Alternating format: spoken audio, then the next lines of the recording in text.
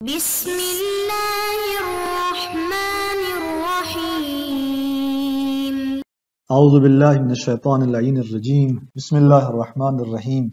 وبہ نستعین وہو خیر ناصر ومعین الحمدللہ رب العالمین وصلی اللہ علی محمد وآلہ الطیبین الطاہرین۔ ہماری گفتگو کتاب المقاصد کے دوسرے حصے کتاب البیع کے مباحث میں جاری ہے، اور آج کے درس کا عنوان 8ویں تنبیہ غیر جامع شرائط قول سے انشاء کا حکم ہے کہ اس موضوع کا در واقع یہ تسلسل آگے جاری ہے، اور آج کا یہ درس ہمارا اسی موضوع کے چوتھے حصے کے بیان کے سلسلے میں ہے کہ در واقع گزشتہ درس اور مباحث کا ایک تسلسل آج کے درس کے اندر بیان کیا جا رہا ہے۔ تو اس اعتبار سے آج کے ہمارے اس درس میں اہم مطالب میں سے ایک عنوان محقق ثانی اور شہید ثانی کے متعلق جمع کے پہلے فرض پر چوتھے اشکال کی دوسری صورت ہے۔ ہم بیان کر رہے تھے کہ محقق ثانی اور شہید ثانی کے کلام کو جمع کرتے ہوئے صاحب مفتاح الکرامہ نے جو دو فرض بیان کیے تھے، ان میں سے پہلے فرض جہاں انہوں نے کہا کہ یہ جو معاطات کے حکم میں لاتے ہیں اس کو یہ اس لیے کہ یہاں ترازی جدید حاصل ہوتی ہے، رضایت جدید حاصل ہوتی ہے، اور اس پہلے فرض کے اندر جو چوتھا اشکال بیان ہوا وہ یہ تھا کہ یہ جو رضایت جدید کی آپ بات کر رہے ہیں عقد کے بعد، اس کی دو صورتیں ہیں، یا وہ پہلی صورت کی جو ہم نے بیان کی کہ یعنی معاطات کی بنیاد پر یہ ترازی جدید نہیں ہے، یعنی عوضیت کی بنیاد پر یہ نہیں ہے، معاوضے کی بنیاد پر نہیں ہے، اور اس میں جو اشکال تھا ہم نے بیان کیا کہ یہ معاطات کے حکم میں نہیں ہو سکتا۔ اسی کی دوسری صورت آج ہم بیان کریں گے انشاءاللہ، اور پھر شیخ انصاری کی اس مسئلے میں جو تحقیق ہے، جو ان کی نظر ہے، وہ آگے پھر کنٹینیو بیان ہوگی، اور شیخ انصاری کی اس نظر میں مسئلے کی جو 4 صورتیں بیان ہو رہی ہیں ان میں سے جتنا وقت رہا ہم چند صورتوں کو یہاں پر بیان کرتے ہیں۔ تو چلتے ہیں اپنے آج کے پہلے عنوان کی طرف کے چوتھا اشکال اور دوسری صورت، یعنی محقق ثانی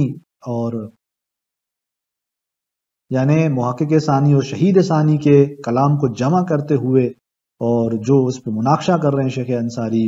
اور ان کے پہلے فرض پر چوتھے اشکال کی دوسری صورت کہ فرماتے ہیں کہ وَإِنْ كَانَ عَلَى وَجْهِ الْمُعَاطَات، یعنی عقد کے بعد وہ رضایت جدید یا تو معاطات کی بنیاد پر نہیں تھی جس کا حکم بیان ہوا، دوسری صورت کہ یا وہ معاطات کی بنیاد پر ہے کہ وہاں پر یعنی جو متعلق ہے وہ ترازی کا وہ ملکیت ہے، یعنی ترازی وہ رضایت جدید جو حاصل ہو رہی ہے مثلا وہ ملکیت کے قصد اور عوضیت کی بنیاد پر ہے، وہاں معاوضے کا قصد جو ہے وہ مد نظر ہے۔ فرماتے ہیں کہ فَهَذَا لَيْسَ إِلَّا التَّرَاضِي السَّابِقُ عَلَى مِلْكِيَةِ كُلٍّ مِّنْهُمَا لِمَالِكِ الْآخَرِ، فرماتے ہیں کہ یہ جو ہے نہیں ہے مگر وہ ترازی کے جو پہلے واقع ہوئی تھی، اور ان میں سے ہر ایک کی ملکیت پر دوسرے کے مال کے لیے، کہ بعض نسخوں کے اندر یہ مال الآخر ہے وہ زیادہ بہتر ہے، البتہ مالک کے عنوان سے بھی ترجمہ کیا جا سکتا ہے کہ ان میں سے ہر ایک کی ملکیت پر وہ ترازی سابق جو ہوئی لمالک الآخر دوسرے مال کے مالک کے لیے۔ تو فرماتے ہیں کہ یہ جو وجہ معاطات کی بنیاد پر ترازی جدید کی آپ بات کر رہے ہیں یہ نہیں ہے مگر وہی ترازی سابق ہے، کوئی نئی نہیں ہے، یہ وہی ترازی ہے جو پہلے واقع ہوئی تھی اسی ملکیت کی بنیاد پر، ولیس تراضیا جدیدا، یہ ترازی جدید نہیں ہے۔ کیوں؟ بناء علی ان المقصود بالمعاطات التملیک، اور یہ ہم کس بنیاد پر بات کر رہے ہیں کہ اس بنا پر کہ مقصود معاطات سے تملیک ہے، کما عرفتہ من کلام المشہور، جیسے آپ نے مشہور کلام سے اس بات کو جانا، اور خصوصاً المحقق ثانی، خود محقق ثانی پر خاص طور پر اس بات کے قائل ہے کہ معاطات مفید تملیک ہے۔ اب اگر معاطات مفید تملیک ہے اور یہ ترازی جدید بنا بر معاطات واقع ہو رہی ہے تو قطعاً یہاں پر مفید تملیک ہے، وہ ترازی بنا بر تملیک ہے، تو آپ فرماتے ہیں کہ یہ ترازی جو ہے وہی سابق ہے، کوئی جدید نہیں ہے۔ فلا يجوز له ان يريد بقوله، پس لہذا جب اس طرح سے ہے کہ یہ معاطات مفید تملیک ہے محقق ثانی کی بنیاد پر، تو جائز نہیں ہے محقق ثانی کے لیے ان يريد بقوله المتقدم عن صيغ العقود، کہ اپنے وہ اس قول سے کہ جو عقود کے صیغوں کے سلسلے میں جو بیان ہوا ان کا وہ قول وہ کیا تھا کہ ان صیغۃ الفاقدۃ للشرائط مع التراضی تدخل فی المعاطات، کہ جہاں انہوں نے کہا کہ صیغہ چونکہ فاقد شرائط ہے وہاں رضایت اگر ساتھ ہو تو یہ معاطات میں داخل ہے۔ آپ فرماتے ہیں کہ ان کے اس قول سے جائز نہیں ہے ان کے لیے کہ ان یرید وہ اس بات کا ارادہ کریں. کس بات کا؟ مفعول کیا ہے ان یرید کا؟ کہ التراضی الجدید الحاصل بعد العقد لا علی وجہ المعاوضہ، کہ وہ ارادہ کر رہے ہوں ایسی تراضی جدید کا کہ جو عقد کے بعد حاصل ہو اور بنا بر معاوضہ نہ ہو. قطعاً ان کی مراد کیا ہونی چاہیے؟ ان کی مراد بنا بر معاوضہ ہونی چاہیے، وجہ اباحہ نہیں بلکہ بنا بر معاوضہ ہونی چاہیے، یعنی وہ تراضی کے جو بر وجہ ملکیت ہے. تو آقا فرماتے ہیں کہ اس صورت میں وہ جو تراضی جدید حاصل ہو رہی ہے وہ بنا بر معاوضہ ہوگی، چونکہ محقق کا مبنا ہی یہی ہے. تو لہٰذا معاطات کو مفید ملکیت جانتے ہیں. تو اب اگر وہ کہہ رہے ہیں کہ سیگا جو کہ فاقد شرائط ہے، رضایت وہاں پر ہو تو وہ معاطات ہے، تو ان کا مقصود اس سے کیا ہونا چاہیے؟ فرماتے ہیں کہ ان کا مقصود یہاں سے یہ نہیں ہونا چاہیے کہ یہاں ایک رضایت جدید حاصل ہو رہی ہے عقد کے بعد، اور وہ بھی ایسی کہ جو بنابر اباحہ ہے، کہ جس سے وہ دونوں کیا کر رہے ہیں؟ اباحے تصرف کر رہے ہیں. کہتے ہیں کہ نہیں، ایسا نہیں ہونا چاہیے، بلکہ وہ اسی تراضی سابق کی بنیاد پر ہوگا اگر ہم اس کو یعنی معاوضے کی بنیاد پر دیکھتے ہیں. تو اس طرح سے آگاہ فرماتے ہیں کہ اگر آپ اس چوتھے اشکال میں یہ دوسری صورت دیکھیں، تراضی جدید عقد کے بعد جو واقع ہو رہا ہے، اس تراضی جدید کو آپ یوں دیکھیں گے کہ علی وجہ المعاطات ہے، تو فرماتے ہیں کہ یہ کوئی نئی تراضی نہیں ہے. تو یہاں تک شیخ انصاری نے اس مناقشے سے یہ ثابت کیا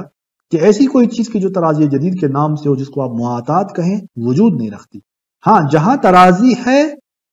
وہاں پر، یعنی تراضی جدید جہاں پر ہے وہاں پر عنوان اباحے کا ہے، پھر معاطات نہیں ہے. اور جہاں معاطات کا عنوان ہے وہاں پر تراضی جدید نہیں. تو یوں آقا فرماتے ہیں کہ یہ جو صاحب مفتاح الکرامہ نے جمع کیا تھا، کہا تھا کہ ان کی مراد کہ یہ جو کہتے ہیں کہ معاطات ہے یہ عقد فاسد سے واقع ہونے والی انشاء، اس کو جب وہ معاطات کے حکم میں لاتے ہیں تو انہوں نے جمع کیا تھا اس بات سے کہ ان کی مراد یہ تراضی جدید ہے جو بعد میں حاصل ہو رہی ہے. تو آپ فرماتے ہیں کہ نہیں، تراضی جدید اگر ہے تو وہاں پر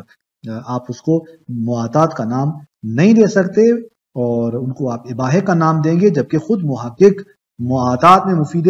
ملکیت کے قائل ہیں. تو لہٰذا اگر وہ اسے معاطات جانتے ہیں تو وہ بنابر ملکیت جانیں گے، اور یہ وہی تراضی ہوگی جو پہلے واقع ہوئی ہے، نہ تراضی جدید جو اباحے کی مانی ہے. تو اس طرح شیخ انصاری اپنے اس مناقشے اور اشکال کو یہاں تمام کرتے ہیں. اس کے بعد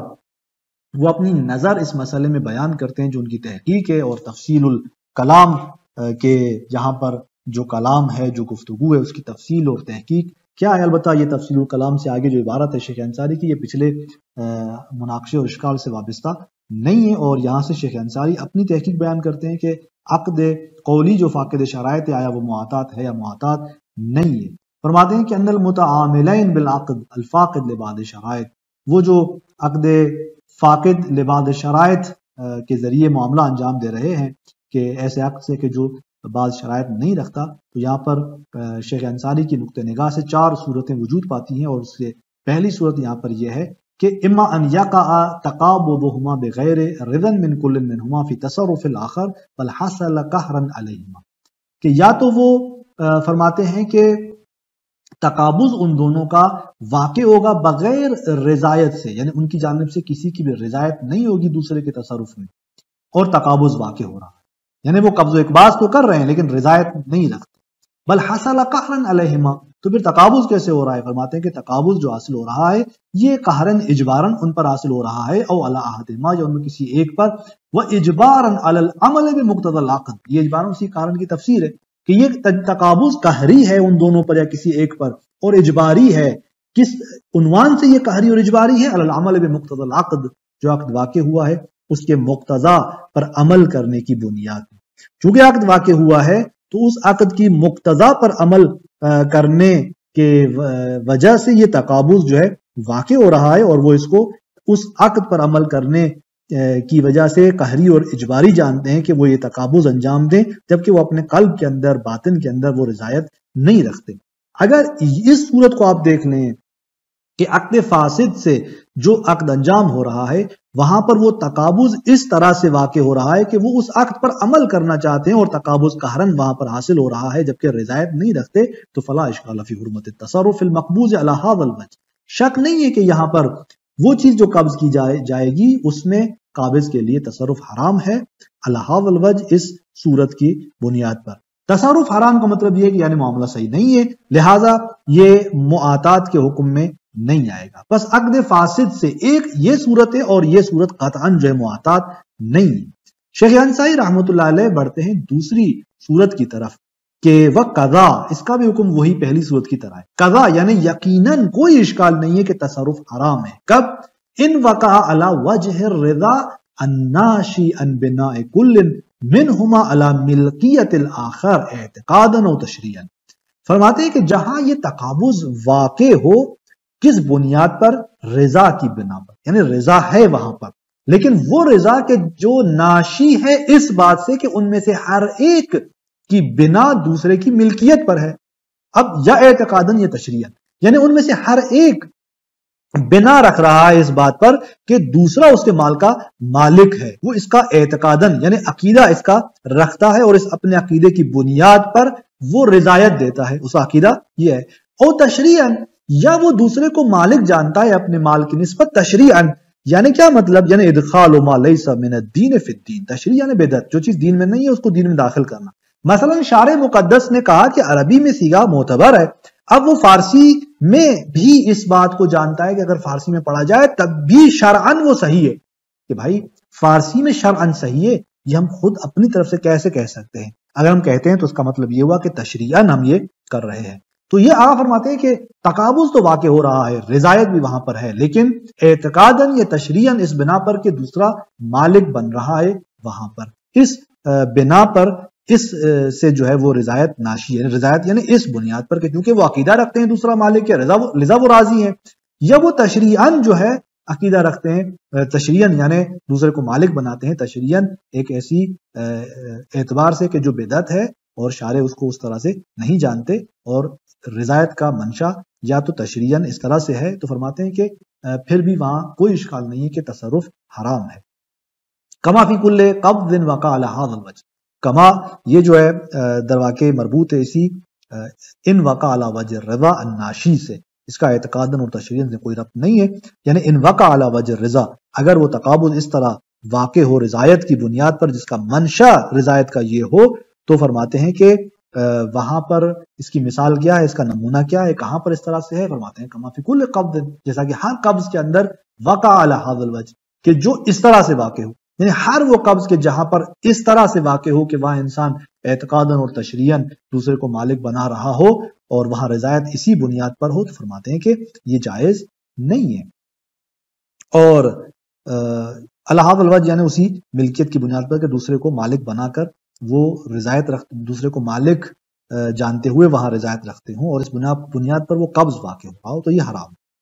کیوں فرماتے ہیں کہ کیوں جو ہے یہ حرام ہے؟ یہ حرمت کی علت بیان کرتے ہیں یہاں پر کہ لأن حیثیت کون القابض مالکا مستحقا لما یقبضہ، کیونکہ یہ جو حیثیت ہے کہ قابض مالک ہے، مستحق ہے اس چیز کا جس کو وہ قبض کر رہا ہے، اس کی جو حیثیت ہے وہ کیسی حیثیت ہے؟ جہتاً تقییدیہ، ایک جہت تقییدی ہے اس کی حیثیت، ماخوذۃ فی الرضا، کہ جو ماخوذ رضا کے اندر رضایت جو ہے وہ اس تقابض سے، اس حیثیت سے کہ ملکیت حاصل ہو، یعنی تقابض کی نسبت جو یہ رضایت ہے یہ کس حیثیت سے ہے؟ اس حیثیت سے کہ ملکیت حاصل ہو رہی ہے۔ تو یہاں پر یہ کہ قابض مالک ہے اور مستحق ہے اس چیز کا جس کو وہ قبض کرے گا، یعنی یہ ملکیت کا حصول، یعنی اس قابض کے لیے اس ملکیت کا حصول جو ہے یہ ایک حیثیت تقییدی ہے، یعنی ایک حیثیت تقییدی ہے اس رضایت میں، یعنی ایک جز کی حیثیت رکھتی ہے اس رضایت کے تحقق کے لیے، کہ جہاں حیثیت تقییدی ہو وہاں پر وہ جز کی جگہ ہوتی ہے کہ اگر وہ منتفی ہو تو پھر کل بھی منتفی ہوگا، اگر ملکیت یہاں نہ ہو تو پس وہ رضایت بھی حاصل نہیں ہوگی۔ تو اس طرح یہاں پر آقا فرماتے ہیں کہ کیونکہ وہ جو قابض ہے، جو